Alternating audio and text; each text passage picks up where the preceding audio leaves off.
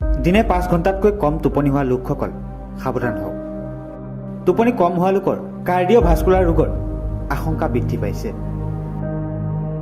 European heart জাৰ্নেলত প্ৰকাশিত এক অধ্যয়নত কোৱা অনুসৰি দিনে 5 ঘণ্টাতকৈ কম টোপনি হোৱা ব্যক্তিৰ হৃদৰোগৰ আশংকা বাঢ়ি যায়।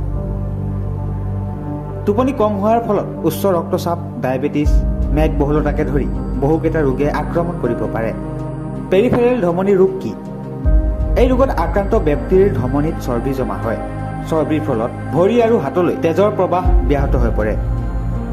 প্ৰান্তীয় ধমনী ৰোগৰ লক্ষণ হৈছে ভৰিৰ তলুৱাত জঠৰতা, কঁকালৰ বিষ, ভৰিৰ ছালৰ ৰং সলনি হোৱা, ভৰিৰ নোম সৰি যোৱা আদি লক্ষণে দেখা দিয়ে।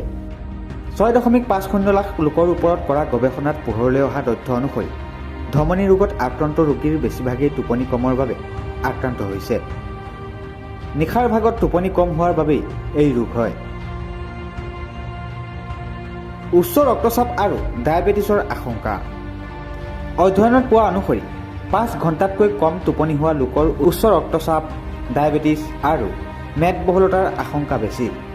অপৰ্যাপ্ত টোপনিৰ ফলত শৰীৰত প্ৰদাহ হ'ব পাৰে, যি ৰক্তনলীবোৰ ক্ষতিগ্ৰস্ত কৰিব পাৰে আৰু হৃদৰোগৰ আশংকা বৃদ্ধি কৰিব পাৰে।